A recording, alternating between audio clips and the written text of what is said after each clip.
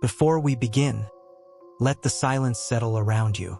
Not the kind you hear, the kind you feel crawling into the corners of the room. The story I'm about to tell wasn't meant to be spoken out loud. Someone carried it alone for far too long, afraid that saying it would make it real again. If a piece of their truth touches something you've kept buried, you can tell me in the comments. And if these quiet shadows keep pulling you back, you can like the video, subscribe, and tap the bell icon. Now don't move. Some memories wake up when they're listened to. I still flinch when I hear a laugh in the middle of the night. My name's Emily. I'm 32, and I live in a quiet town that used to feel safe. I used to think I was cautious, careful with who I let in, but that night taught me how wrong I was. I can remember everything, as if the memory is stitched into my skin, and I can still feel the weight of it, heavy and constant. I met him at a small bookstore downtown. I was browsing the fiction section, fumbling with a stack of novels, when he appeared beside me. He smiled, calm, patient, like he'd been waiting for me without knowing it. We struck up a conversation about a book neither of us had read, and I remember thinking he was just normal, charming in that quiet, almost boring way that makes someone trustable. We dated for months. A year later, we were married. The first red flag didn't hit like a punch. It was small, almost imperceptible. He wanted to know my routines. Innocuous questions at first. When do you usually go grocery shopping? What time do you wake up? But over time, it became a pattern that felt more like surveillance than curiosity. I ignored it. I told myself I was overthinking. I shouldn't have. Life was ordinary as it could be when your husband notices every little thing. He'd call me at work just to check if I'd eaten lunch. He'd appear at my favorite coffee shop without telling me, smiling like it was coincidence. I thought it was love. I thought it was devotion. I was wrong. The night it became clear something was very, very wrong started quietly. I was home alone, folding laundry in the living room. The house was silent, except for the occasional hum of the fridge. I was sipping tea when I heard it, the soft creak of floorboards upstairs. My chest tightened. He wasn't supposed to be home. I froze, listening. The sound came again, slow and deliberate. I grabbed my phone, my hands trembling so badly I dropped it twice before finally holding it. I whispered his name, though I knew he wouldn't answer. And then I saw it, his silhouette at the top of the stairs. His grin was wide, almost feral, and my stomach dropped. That smile, it wasn't the one I'd fallen for. Not the calm, polite one. This one knew things. Too many things. Emily, he whispered. Slow, deliberate, each syllable like a needle pressing into my chest. I wanted to run, but my legs were frozen. My body betrayed me in the only way it could, leaving me trapped in that moment as the lights flickered above. The air turned cold, my breath visible. I could hear the faint thump of my heart in my ears, drowning out everything else. I told myself I was fine. I wasn't. He didn't move down the stairs. He just watched, smiling, waiting. I wanted to scream, but no sound came. My fingers clawed at my phone as though I could make it dial 911 with sheer willpower. The seconds stretched like hours. I realized then that I knew him. I had married him. I had invited him into my life, my home. I had trusted him completely, and this was betrayal in its most intimate form. I hated myself for the paralysis, for not listening to the little alarms my gut had been sending me for months. I should have left. I didn't. The moment passed as quickly as it had come. I don't know why he left. Maybe he decided it was enough to scare me. Maybe he wanted to see how long it would take before I cracked. I stayed in the living room, shaking, listening to the echoes of the floorboards above. I didn't sleep that night. Couldn't. Every creak, every whisper of wind, made me jump. Weeks later, I moved out. I packed what I could carry, left the rest behind. I told myself it was over, but it wasn't. Sometimes, even now, I hear a knock at the door when I'm alone. A laugh in the middle of the night that doesn't belong to anyone I know. Shadows flicker in the corner of my eyes, gone when I look directly. And I wonder, watching or waiting, always smiling, always knowing.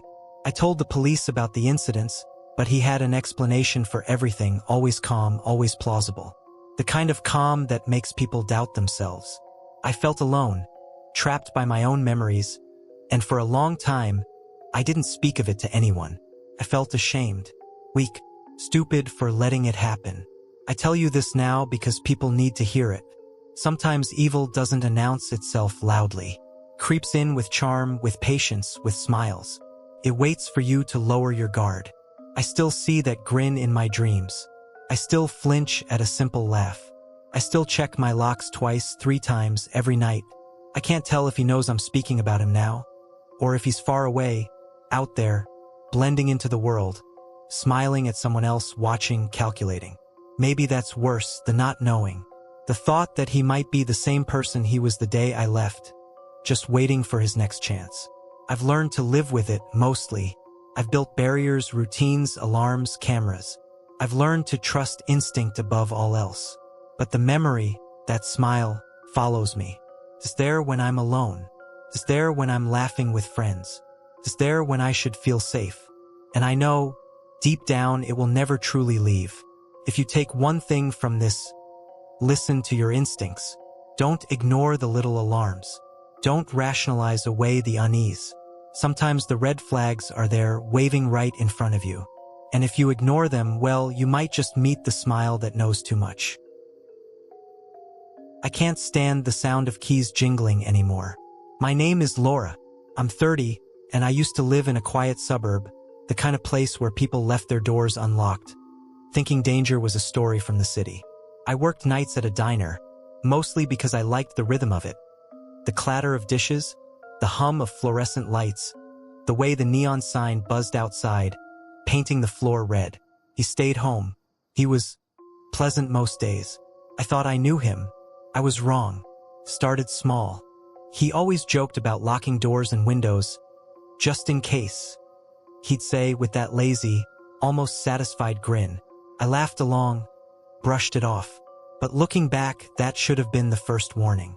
I should have listened to the feeling in my gut, that quiet insistence that something wasn't right. I didn't. That night, I came home exhausted. The diner had been busy. Plates stacked high, orders flying past me, my feet aching. The street was quiet as I walked up the path. But the house, it was too quiet. No hum of the heater, no creak of the old wood settling. Just silence. A silence that felt heavy, pressing against my chest. I put my key in the door. It wouldn't turn. I tried again, harder, shaking. Nothing. My heart sped. Something was off. I could smell it before I even opened my mouth. The dampness of the house, the faint odor of his cologne. Warm, cloying, suffocating, and somehow wrong. I pounded on the door, screaming his name, my voice bouncing back at me from the empty street. And then I heard it. That laugh. Calm, controlled, like he'd been waiting for this moment. A whisper. So close it seemed to seep through the wood. Just protecting you, Laura. I froze. My hands were trembling, nails digging into my palms. My phone, of course. No signal. No messages. Nothing. It was as if the world outside had vanished, leaving me trapped in that small, suffocating rectangle of space. I tried every rational escape. I checked the windows, locked. I kicked at the back door, locked. I smashed a kitchen window, shards cutting my hands. But when I turned to run, he was there, standing in the shadow of the hallway, smiling. That smile again. Ordinary, patient, terrifying in its calm. No panic, no malice that I could see. Just satisfaction. Hours passed, or maybe minutes. Time blurred. Couldn't tell. Every attempt to escape ended the same way, him blocking me, speaking softly about safety. His voice a velvet trap. The smell of damp wood and cologne clung to me. My chest hurt from screaming. Goosebumps ran from my arms to my neck. My legs burned from pounding the floor. I told myself I was fine. I wasn't. The panic became physical. My stomach twisted. I felt it in my throat, in my lungs. He moved silently, effortlessly, always one step ahead. I remember thinking, in a strange, detached way, that I had invited this. Every missed red flag, every rationalization, every small lie to myself that he was harmless. It had led to this. I eventually ran. I don't know why I was allowed to. Maybe he wanted to see me flee. Maybe he was tired of the game. I slipped through the back alley, feet skidding on wet concrete, lungs burning, hands bleeding from broken glass. The street lamps flickered, and for one terrible second, I swore I saw him at the end of the alley, just standing there, keys in hand, grinning. I left that night, packed a bag, drove across state lines, changed my number, my routines, my life. But it didn't end. Not really. The memory follows me. The jingle of keys, the feel of doors shutting too tightly, the smell of old wood mixed with cologne. They're embedded in me. I wake up sweating, sometimes gasping, feeling that pressure on my chest as if he's still near, just out of sight. I've told people bits and pieces over the years, but most don't understand. They say, "It's over, you're safe now." Safe? How can you be safe when the memory of someone controlling every moment of your life lives inside your bones? Safe is a word I can't use anymore. I tell you this because people need to hear it. Danger doesn't always shout. Sometimes it whispers, laughs, waits behind locked doors and changed routines. And sometimes, when you think you're alone, it's already inside your head, controlling the panic, the fear, the memory of it, long after you've escaped. Even now, I hear the faint jingle of keys in my sleep. Even now, I imagine the soft click of locks being turned. Even now, when I check my doors for the third time, I feel that suffocating weight, and I remember. I remember the silence, the smell, the way my chest ached from panic. And I warn you, don't ignore the alarms your instincts are sounding. Don't rationalize. Don't joke about just in case. Some jokes aren't jokes. Some smiles aren't smiles. Some locks aren't meant to keep you out. They're meant to remind you how small you are when someone decides to trap you. I tell this now because I can't forget. And because maybe if you hear it, you'll listen to your instincts. You'll leave before it's too late. Before the keys jingle. Before the locks change. Before the suffocating silence settles over you like a weight you can't lift. I still flinch whenever someone rides in my car. My name is Rachel. I'm 29 and I used to think I was cautious. I wasn't. I remember that weekend as if it's carved into my bones. The way the fog rolled across the road like smoke, the silence that pressed against the windows, the smell of gasoline mixed with sweat. I should have said no when he asked to drive us to that cabin. I didn't. At first, everything seemed normal. I told myself I was overthinking, that my unease was just nerves. He laughed easily, the kind of laugh that makes you relax, trust him. But there were tiny things. The way his hand brushed my thigh when he reached for the radio. The way he looked at me, just a little too long, eyes glinting with something I didn't want to name. I ignored it. I shouldn't have. The road was empty, black asphalt stretching into nothing. The fog thickened, curling around the headlights, swallowing the edges of trees. My stomach churned as I tried to focus on the white lines, my hands gripping my seat. I could feel his eyes on me, watching me, and I told myself I was imagining it. I wasn't. Then he slammed the brakes. My body jerked forward. I looked up. His eyes were wide, almost manic, and that smile slow, deliberate, terrifying. "You belong to me," he whispered. The words weren't loud, but they cut through the fog and silence like a knife. I froze, every instinct screaming to get out, but the door wouldn't budge. I tried again. Locked. Panic settled in my chest, thick and hot. My fingers clawed at the handle, nails scraping against metal. My heart hammered so loud I thought he could hear it, thought maybe he was enjoying it. I told myself I was fine. I wasn't. The smell of gasoline and sweat filled my nose, making my stomach twist. My breath came in sharp, shallow bursts, fogging the windows with every exhale. He sped up again, weaving through the empty road like he owned it. The lights of the cabin in the distance seemed to float in the fog, too far, unreachable.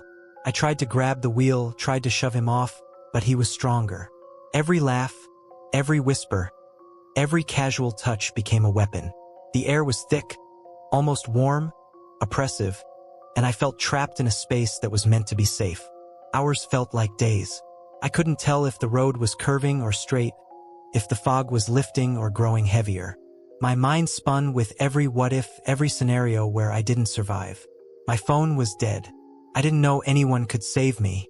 My chest hurt from screaming inside, hands bruised from pounding the door. He didn't yell, didn't threaten loudly, just smiled, calm, collected, enjoying the tension, the terror he created. By the time we reached the cabin, I didn't move. I sat there, trembling, gripping the seatbelt, listening to his footsteps as he went inside. The smell of old wood, damp earth, and the faint gasoline clung to the air. I didn't know if leaving meant freedom or if he would chase me until the night swallowed me whole. I couldn't make a decision. My body refused to cooperate. I escaped weeks later. I don't remember the exact moment, only the rush of adrenaline that carried me through back roads, alleys, and gas stations. Every turn of the wheel, every streetlight, reminded me of his hands on the wheel, guiding me, controlling me. Even now, when I ride, I imagine him sitting there, calm, smiling, whispering words I can't forget. I grip the door handle until it bleeds, hands raw, nails broken. The trauma didn't end with the escape. Nights are the worst. I wake in a sweat, heart pounding, foggy shapes sliding past my bedroom window. The smell of gasoline, the oppressive heat of his proximity, the brush of hands where they shouldn't be. It's all there in my memory, in my skin. I feel it before I even open my eyes. I tell myself I'm safe. I'm not. People ask why I don't drive more often, why I avoid cars, why I panic when someone gets in the passenger seat. They think it's a quirk. It's not. It's survival. Every muscle remembers. Every heartbeat remembers. Every mile on the road is measured against him, against what could have happened, what almost did. I tell you this now because I can't keep it inside anymore. Danger doesn't always announce itself loudly. Sometimes it whispers, touches, smiles. Sometimes it is a hand where it shouldn't be, a quiet laugh, a subtle grip on the wheel. And sometimes it is a memory that follows you for years, shaping every choice, every step, every breath. Even now, I smell the gasoline when I pass an empty road at night. Even now, I see fog rolling across asphalt and feel my chest tighten. Even now, I grip the door handle, imagining his smile, hearing his whisper, and I know this isn't over. Not really. It never is. I'm 34 now, and I still can't sleep without every light in my room on. People think it's some childhood fear I never outgrew. They don't understand. It's not darkness I'm afraid of. It's what I saw in it. Back then, I lived in a small 2-bedroom apartment on the south end of town. Nothing special.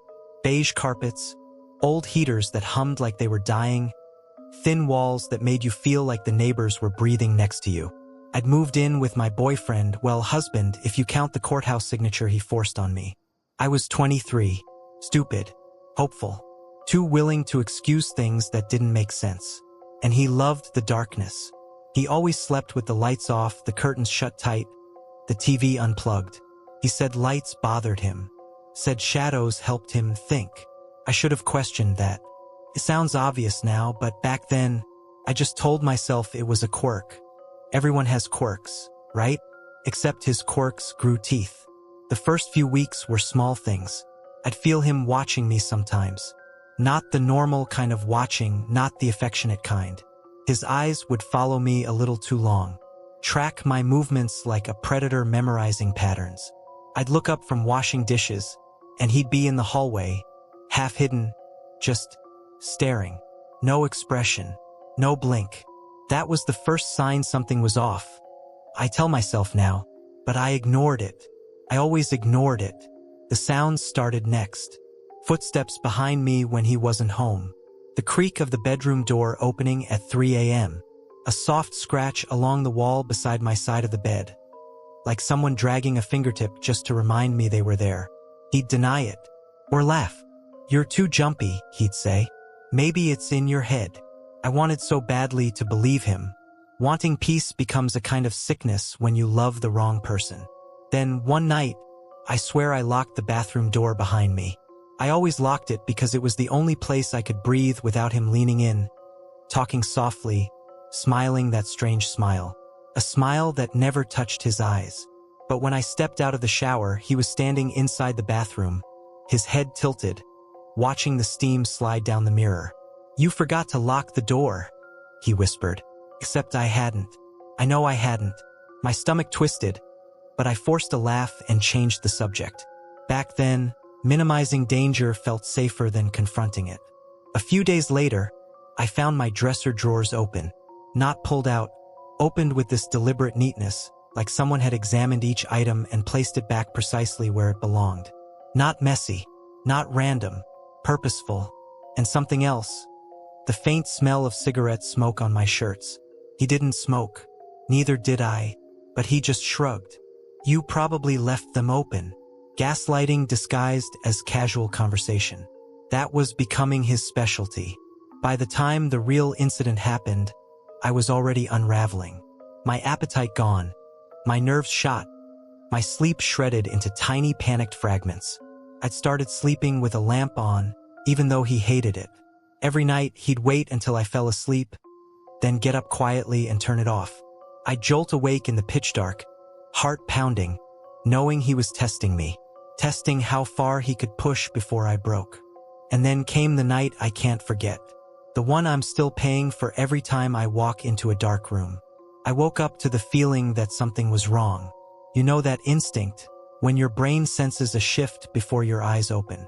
The room was too quiet, the air too heavy. My skin felt tight, like the cold was sinking through the mattress.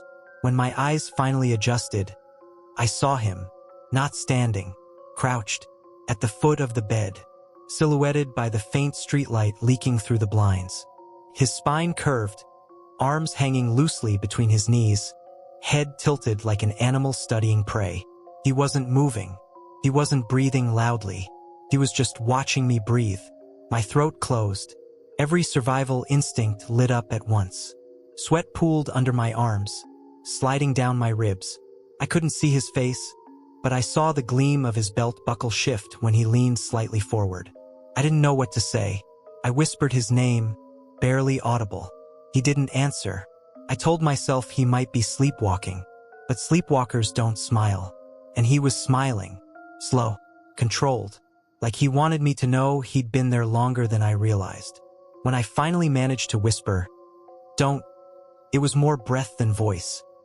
He lifted his head a little, and the faintest metallic click echoed across the room. His fingers brushing the buckle.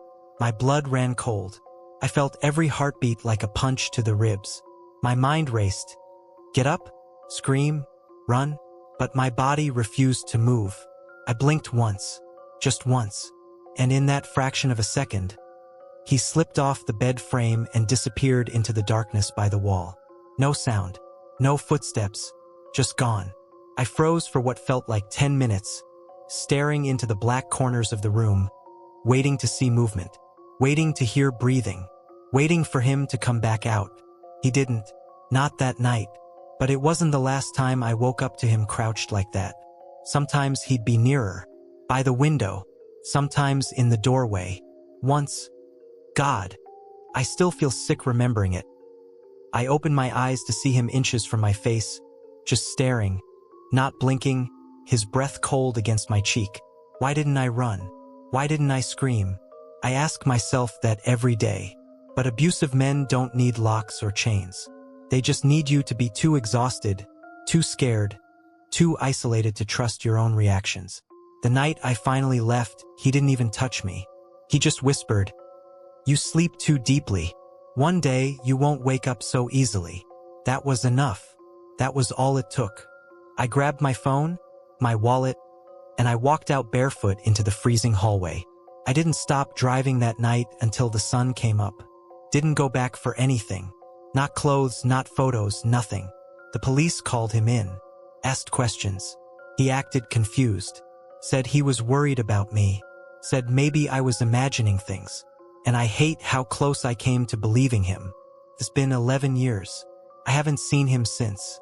But trauma has a long half-life. It sticks to the smallest things. A flicker in the corner of a room. A creak in the hallway at night. A shadow where there shouldn't be one. Sometimes, even now, I wake up to the feeling of someone crouched near my bed, watching, waiting, and I tell myself it's just memory, just fear playing tricks on me. But every now and then, every handful of nights, I hear that faint metallic click. The same one from his belt buckle. And that's why I sleep with every light on. Because I know this much, shadows don't move on their own. I'm 37 now, and I still can't sit at a dinner table without scanning every chair first. People laugh when I say that. They think it's some leftover anxiety from a bad marriage. They don't know the truth. They don't know what it's like to sit across from a man whose name you never learned, whose voice you never heard, whose eyes never blinked. Not once. In the hour he sat there. My name is Hannah. I used to live outside Madison, in a quiet suburb where every house looked like it was trying too hard. Small lawns, white fences, dinner at 6. The kind of place where people smile at you even when they can't stand you. My husband loved it there. He said the silence helped him think. I didn't understand what that meant until it was too late. We'd been married 3 years before he showed the first real crack in his mask. Before that, it was little things I convinced myself were quirks. He'd stay up all night on his computer, scrolling through forums full of people he never told me about. Discussions, he called them. Meetups, he said. I thought he just wanted friends. God, if I had known what those forums were, what kind of people he brought into our home, I wouldn't be telling this story from the safety of a new apartment. I'd be telling it from a grave. Started subtle like most horrors do. A knock at the door at midnight.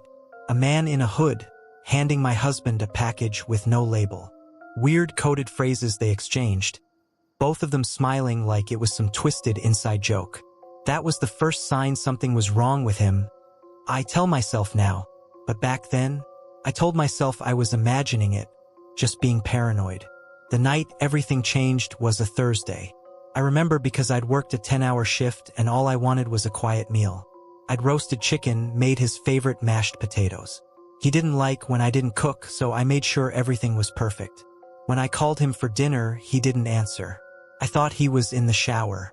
I walked to the dining room, drying my hands with a towel, and that's when I saw him, a man I had never seen before, sitting in my husband's usual chair, hands flat on the table, back straight, eyes locked on me the second I appeared. He didn't speak, didn't nod, didn't smile, just stared. His eyes were too still, like taxidermy glass, like he wasn't looking at me, but through me. For a moment, I honestly thought I walked into the wrong house. Then my husband stepped into the room, casual as ever, wiping his hands on a dish towel, and smiled like he was introducing me to a long-lost friend. "This is our guest," he said. His voice was too soft, too calm. "He's here to stay." My stomach dropped. I remember the smell first. Beer, smoke, something sour under it. The kind of smell that sticks to the back of your throat and makes you want to gag. I forced a smile. I was good at that. Good at pretending everything was fine even when my insides were screaming. Who is he?" I asked. I wanted to keep my voice steady. I failed. My husband just sat down beside the stranger, patting his shoulder like they were old friends. "He'll tell you when he's ready." But the man didn't look like he even could talk. His lips were cracked, his skin pale and stretched thin across sharp cheekbones.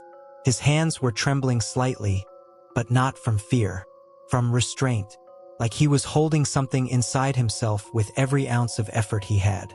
I remembered something one of my coworkers once said: "If something feels wrong, it probably is." And something was wrong, deeply, profoundly wrong. We sat in silence, the kind of silence that feels alive, the kind that presses against your ears until you can hear your own blood moving. I tried to eat, but my hands kept shaking. My fork scraped against the plate, echoing way louder than it should have. The stranger stared at me with this strange intensity, like he was trying to memorize each piece of me. My face, my movements, my breath. Finally, I whispered, "I'm not hungry." My husband's hand shot across the table, grabbing my wrist with a force that made my bones grind. "You will eat," he said softly. The stranger didn't flinch, didn't turn, didn't react at all. I realized then that he wasn't a guest. He wasn't a friend from some forum. He wasn't anything normal. He was something my husband brought into our home. Something he wanted there. Something he thought belonged at our dinner table. I pulled my hand back, but my husband's grip tightened. My skin burned under his fingers. I remember the vibration of fear crawling up my spine, settling somewhere deep in my gut. That was the moment I knew I had to leave. If I didn't, something terrible was going to happen. Then, quietly, without warning, the stranger moved. His hand shot out and grabbed my other wrist. His grip was heavy, too heavy, like dead weight and brute strength mixed together. Couldn't breathe.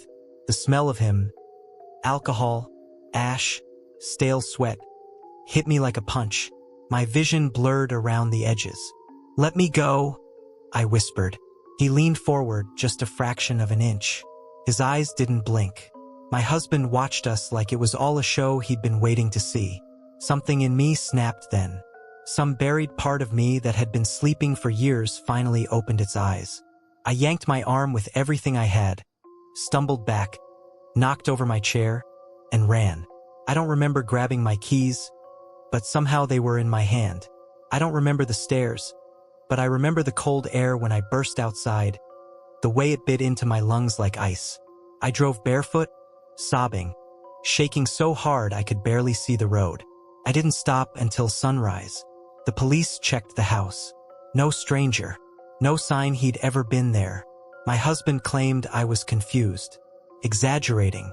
Maybe she mixed up a dream with reality, he told them. They believed him. I moved out the next day. Never went back. But here's the part that still keeps me awake at night. 5 months later, police found a man in an abandoned house 3 streets from our old home. Emaciated, mute, barely coherent. He matched the stranger's description.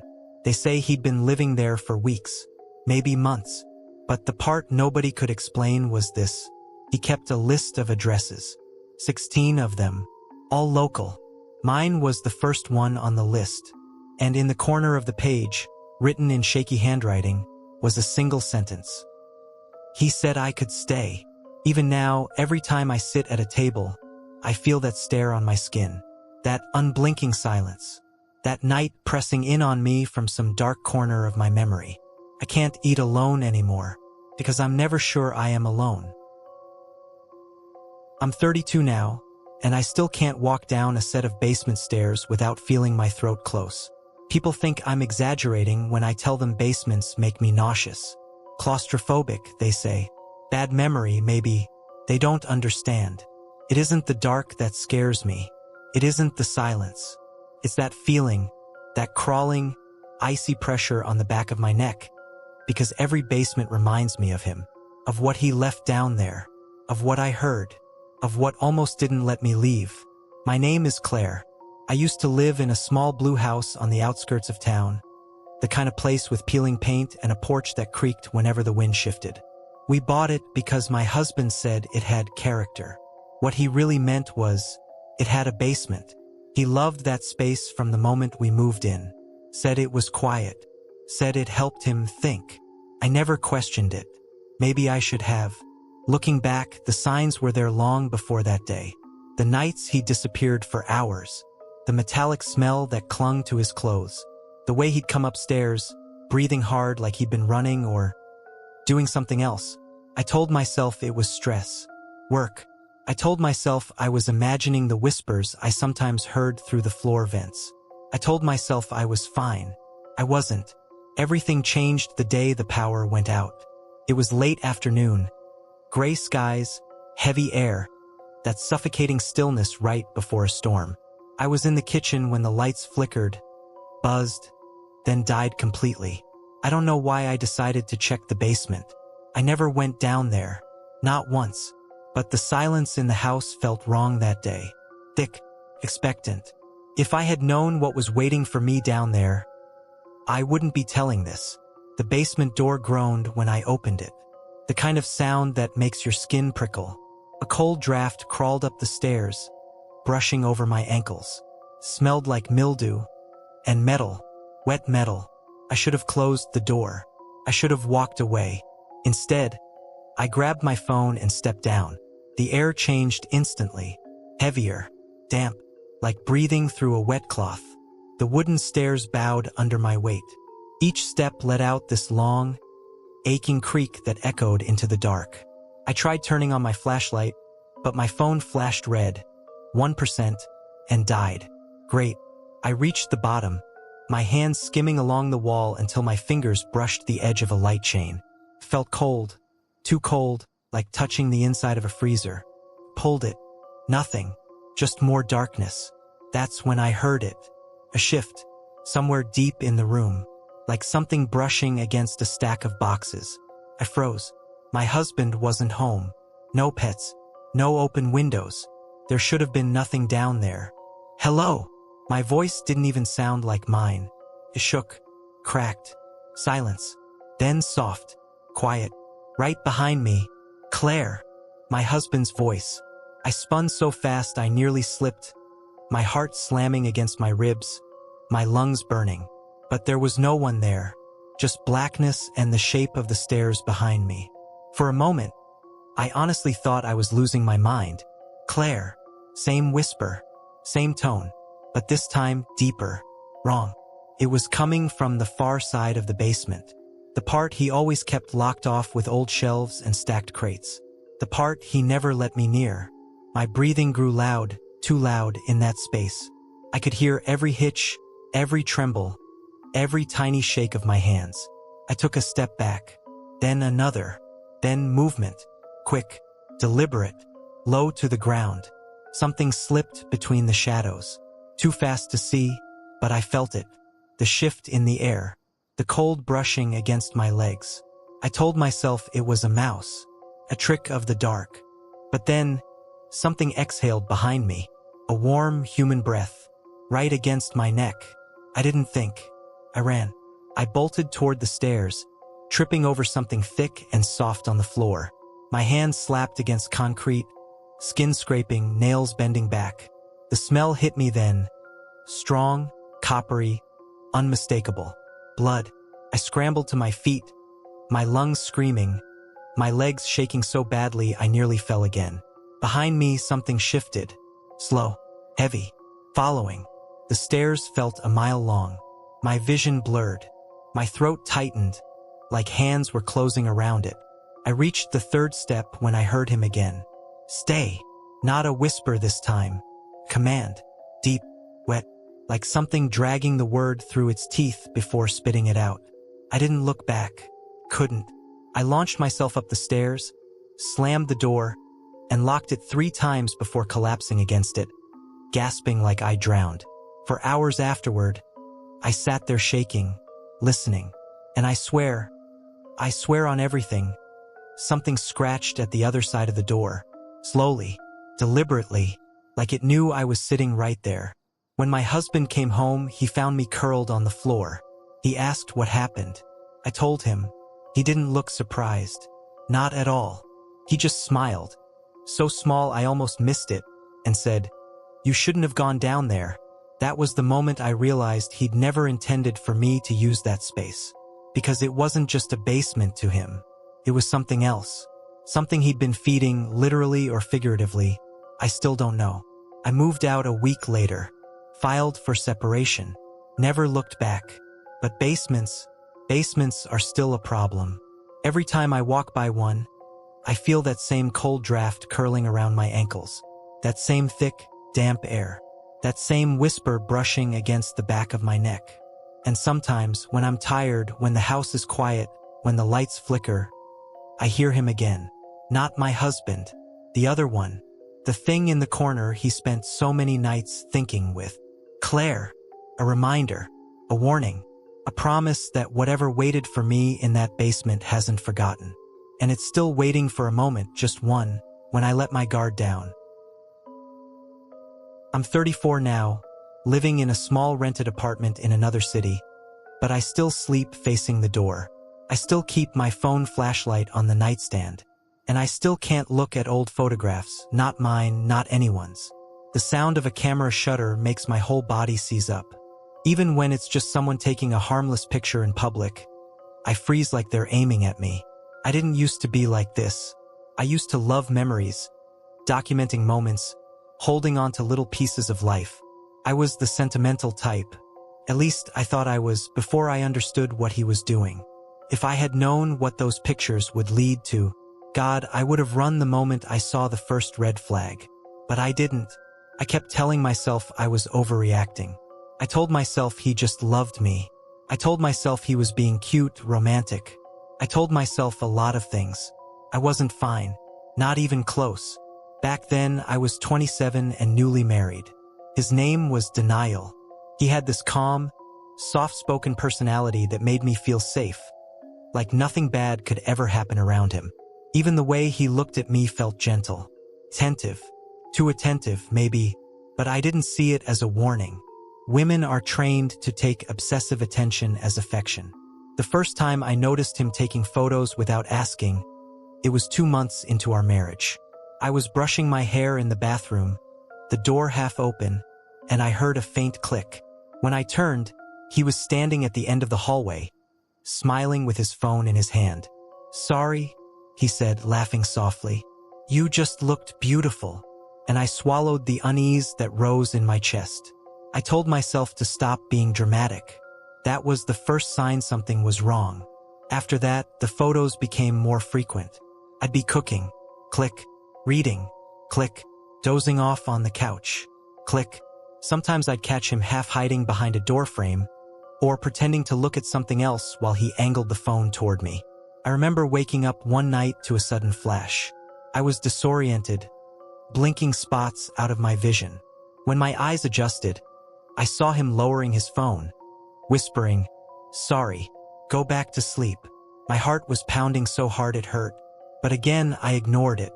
Told myself lovers did weird things sometimes. I didn't know then that he was already documenting me, cataloging me, freezing every version of me that only he was supposed to see.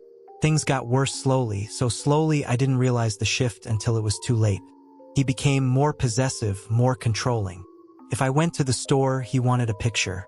If I met a friend, he asked for a selfie together, just so I know you're okay. If I left my phone unlocked, he'd scroll through my gallery with this eerie smile, like he was checking inventory. "I just like seeing you," he'd say. Every time he said it, something inside me crawled. But I stayed. I kept convincing myself he meant well. Loneliness makes you tolerate things you never should.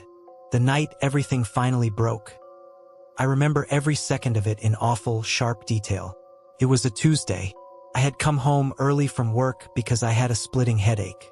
The house was unusually quiet. He wasn't in the living room, wasn't in the kitchen.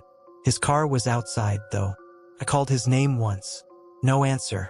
For some reason, the silence felt heavier than usual, like it was pressing against my skin. I went upstairs, checked our bedroom. Empty. Checked the study. Empty. Then I saw it. The door to the storage room, usually locked, was slightly open. I should have walked away. I should have gone back downstairs and waited for him. But something pulled me forward. Maybe intuition. Maybe fear dressed as curiosity. Maybe part of me already knew. I pushed the door open. The hinge let out this slow, creaking moan that made my shoulders tense. The room smelled like dust, old paper, and something metallic underneath. Faint but sour. At first, I thought the walls were just covered in dark wallpaper. From a distance, it looked like a mosaic. But when I stepped inside, my heart dropped into my stomach. They weren't patterns. They were photographs.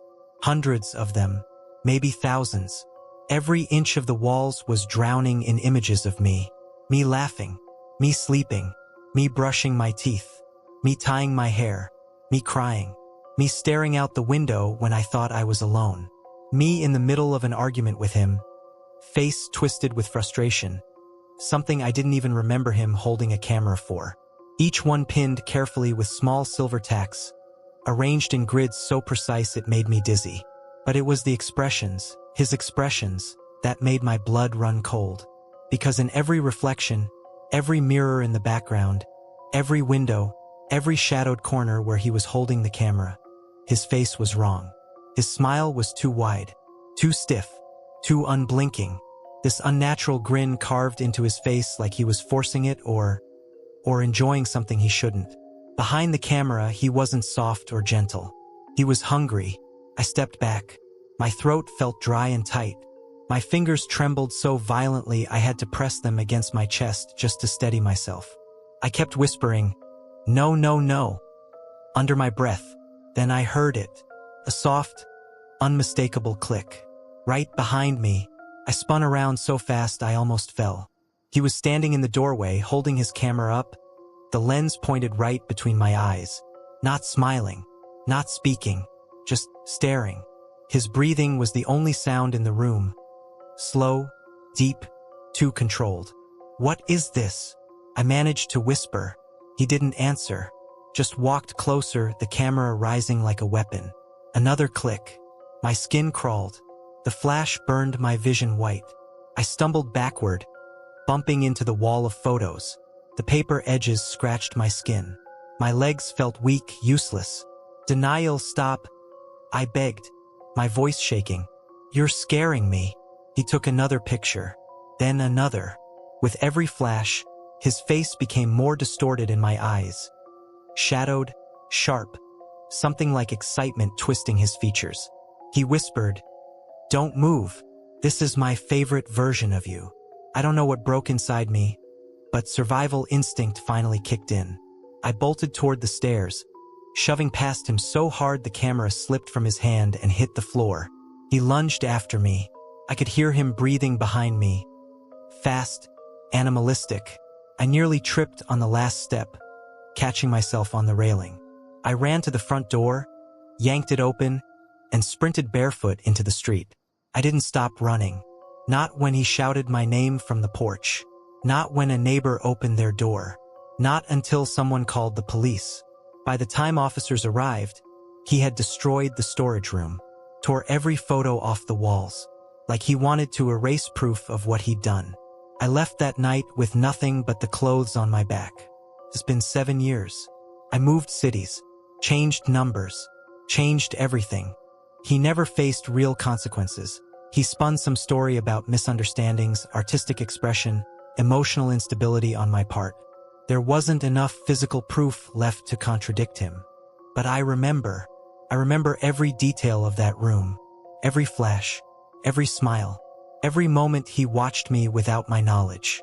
And even now, when I walk past a store window and hear a soft click from someone's phone camera, my chest tightens, my hands go cold, my vision blurs, because in that split second, I swear I can feel that room again. And sometimes, I don't tell this part to anyone. I catch glimpses of my own reflection in glass surfaces, shops, car windows, and behind me, just for a heartbeat, I see a silhouette holding up a camera, waiting to take the next image. I'm 33 now, and I still check my phone every time it buzzes, every time it rings. Not because I expect a friend or a message, but because I can't shake the memory of him.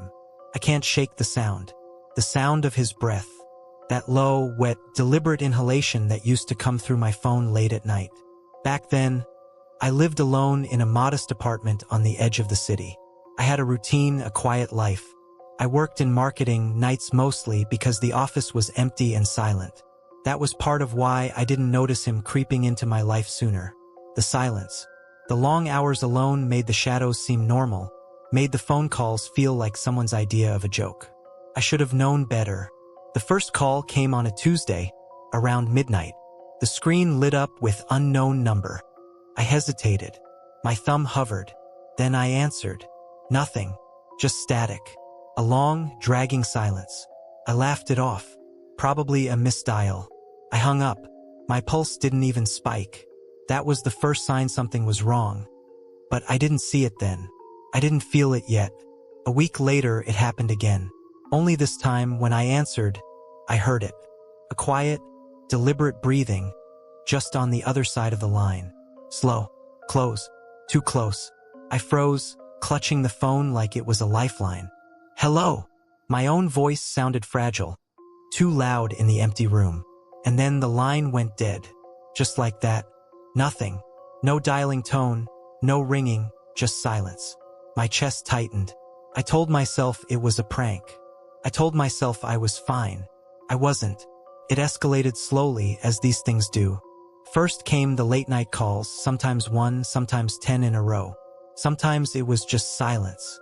Sometimes I could hear him, his whisper, low and chilling.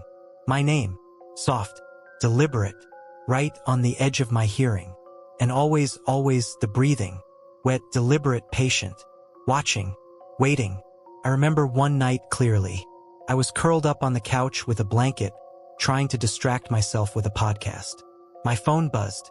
Unknown number. My hands shook as I answered. Silence. Then that whisper. You shouldn't have left it on. I froze, the blanket tightening around me. The air turned thick. My breath came fast, visible in the faint glow of the streetlight through my window. I swear I felt someone brush against my shoulder. I spun around. Nothing. Empty apartment.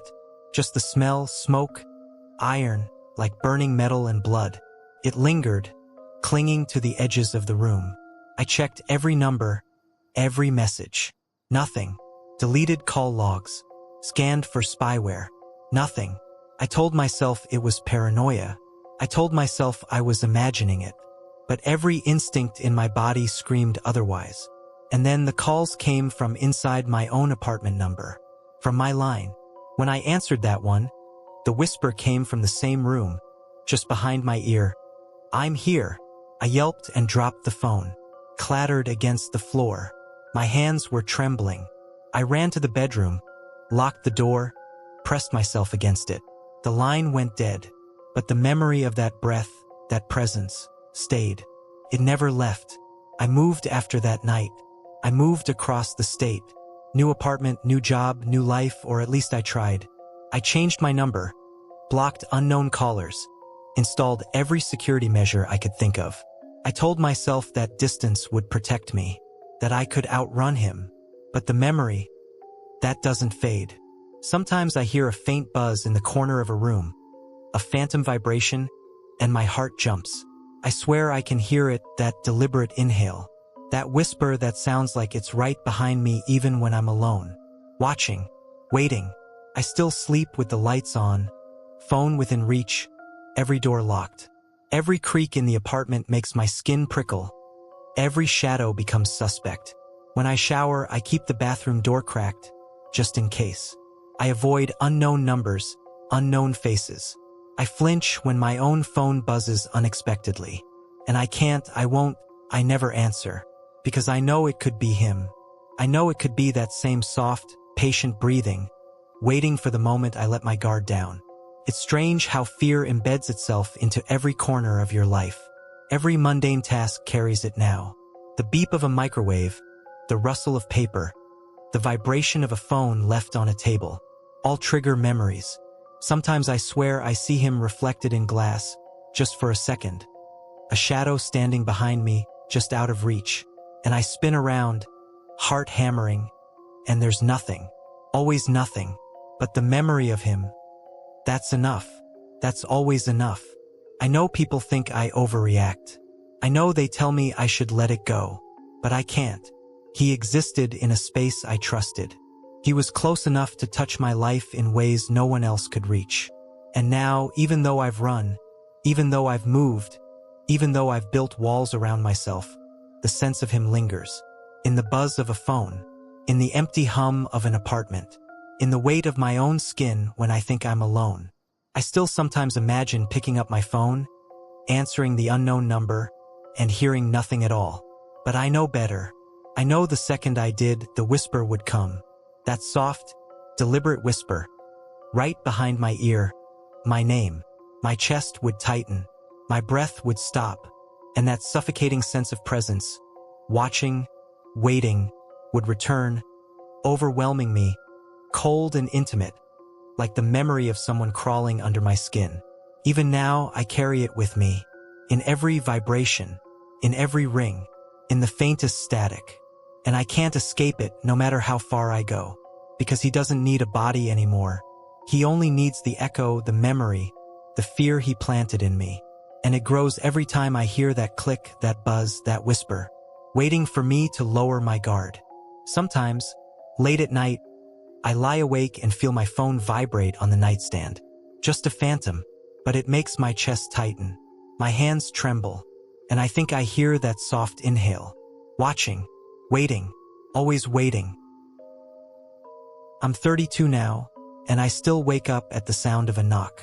Even when I'm far from that apartment, even when I'm in a hotel room with locks I know are solid, even when I tell myself it's just a dream, I wake. I can hear it in my skull before anything else. The tap, tap, tap, precise, deliberate, patient. Back then, I lived alone in a small unit on the 3rd floor of an old building, the kind that smells faintly of mildew and damp wood even on sunny days. I worked early mornings at a diner downtown, mostly graveyard shifts, which meant the apartment was quiet at night. That quiet, it was supposed to be comforting. I should have known it wasn't. The first knock came late one Tuesday. I was folding laundry, my phone dimly lighting the kitchen counter. Tap. One sharp, solitary knock against the door. I paused, my hands frozen over a sock. I told myself it was the neighbor returning a borrowed cup of sugar or the building manager checking pipes.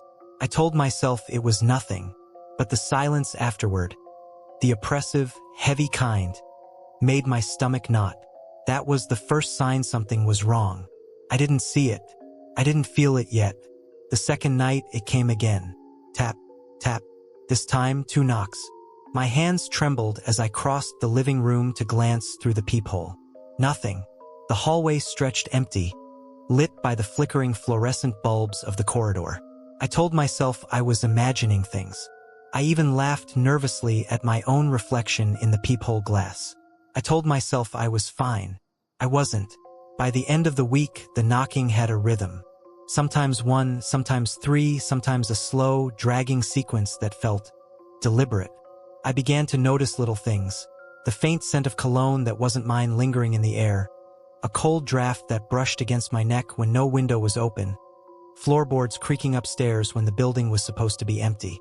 I felt watched. I tried to ignore it. I shouldn't have. One night, I snapped. 3 knocks, sharp and insistent. I grabbed the doorknob, turned, and swung the door open. Nothing. Just the hallway. But the smell, strong, musky, sweat and cologne, hit me like a wave. My heart raced. My hands shook. I stepped outside, looked up and down the hall. Nothing moved. No one. Just the faint echo of footsteps retreating. I slammed the door shut, pressed my back against it, and tried to calm my racing thoughts. I thought I was being paranoid. I wasn't. It escalated after that. The knocks came at odd hours, always when I was alone, always in that deliberate pattern. Tap, tap, tap, tap, tap, tap. My nerves frayed. I started sleeping with a kitchen knife under my pillow, checking locks repeatedly, leaving lights on, but it never helped. The knocking adapted, somehow like it knew my habits, testing my boundaries. The smell came with it every time, closer, heavier, almost suffocating. The building's walls seemed to close in. My chest burned. My breath came fast. My hands shook until I couldn't hold a cup of coffee without spilling it. The peak came one night around 3 in the morning. I woke to a low thud against the bedroom door, then tap, tap, tap. I tried to rationalize it. Pipes? The wind? But I knew. I felt it in my bones. I reached for my phone. Dead. I flicked the light switch. Nothing. I crept to the door, pressed my ear to the wood. Footsteps in the hall, slow, measured. Then a whisper. Not my imagination. Not a dream. My name, soft, deliberate, right on the edge of hearing. My chest tightened. My hands shook so badly I could barely grip the doorknob. I swung the door open, fully expecting something. Nothing. Empty hall. But the smell, sharp, musky, intoxicating, clung to my senses. I leaned against the wall, sliding down to the floor, trying to breathe, trying to convince myself it was over. Couldn't. That night I saw it. Scratch marks along the doorframe. Deep, ragged, as if someone had tried to force their way in. I ran my fingers along the splintered wood, cold and wet with old sweat. I shivered. I cried. I told myself I was imagining it. I wasn't. I moved a week later. New city, new apartment, new locks, new numbers. I thought distance would protect me. Didn't. I still wake in the middle of the night to phantom taps. I still smell the faint trace of cologne and sweat ghosting across my bedroom floor. I still imagine scratches along the door frame. Sometimes, I swear I hear soft, retreating footsteps, testing me, seeing if I'm weak, seeing if I'll slip up. The trauma follows in everyday moments. Grocery stores with quiet aisles make my skin crawl. Elevators feel like cages. Hotel rooms feel temporary, unsafe. Even now, I triple-check locks. Even now, when I hear a knock, any knock, I freeze, heart hammering, listening for the breath, the whisper, the rhythm. Tap, tap, tap. I've realized something. The danger wasn't just the knocks. It was the sense of being watched, the way fear made me small and silent, the way it made my own home feel like a trap. I learned to survive around it, to live with it. But the fear never leaves. It waits, patient, silent, always testing. Sometimes, late at night, I lie awake and think about opening the door. Just a little, just to see. But I don't, because I know what waits on the other side. I know the scent of him, the rhythm of the taps, the soft, deliberate whisper calling my name. And I know it wouldn't stop. Even now, years later, I can hear it sometimes, faintly, in the corner of my mind. Tap, tap, tap. Waiting. Always waiting. My name is Alina. I'm 31 now, living in a small rental house 2 towns over, trying to pretend I've rebuilt some kind of normal life. But there's one thing I still can't do. I can't accept gifts anymore. Even if someone hands me something as harmless as a wrapped candle or a birthday card. My chest tightens and my hands start shaking. Because gifts, at least for me, don't mean love. They mean control.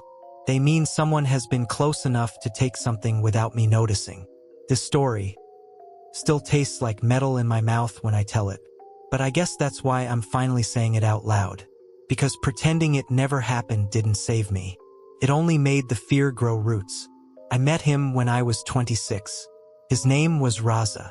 Quiet, polite, almost painfully soft-spoken. The kind of person you don't question because he never raised his voice, never made a scene. If I had known what was coming, I would have run the first time he stared at me for just a little too long. But back then, I thought attention meant affection. He loved giving me little things, a keychain, a pack of gum, a book he said reminded him of me. Seemed sweet, harmless. I told myself this is what love looks like. I told myself I was fine. I wasn't. The first sign something was wrong came when he gave me a bracelet. A thin silver one with a tiny heart charm. It looked handmade. The moment I touched it, something felt off. The clasp was bent, like it had been forced open. The metal felt warm, almost greasy, like someone had been holding it too tightly for too long. "Where'd you get it?" I asked. He smiled, that small, tight smile he always had. "Found it. It made me think of you." I should have listened to the instinct that flickered in my stomach. That small electric warning. But I pushed it down. A few months later, I broke things off. The relationship felt wrong, claustrophobic, unbalanced. Not abusive, not violent, just off. Like he was always watching me, measuring me, memorizing me in ways I couldn't see. He didn't argue when I ended it. He just said, "Okay, I understand." But the way he looked at me as I walked away, God, I still dream about it. Not angry, not sad, just patient. Like someone marking a page in a book he planned to return to later. Started small.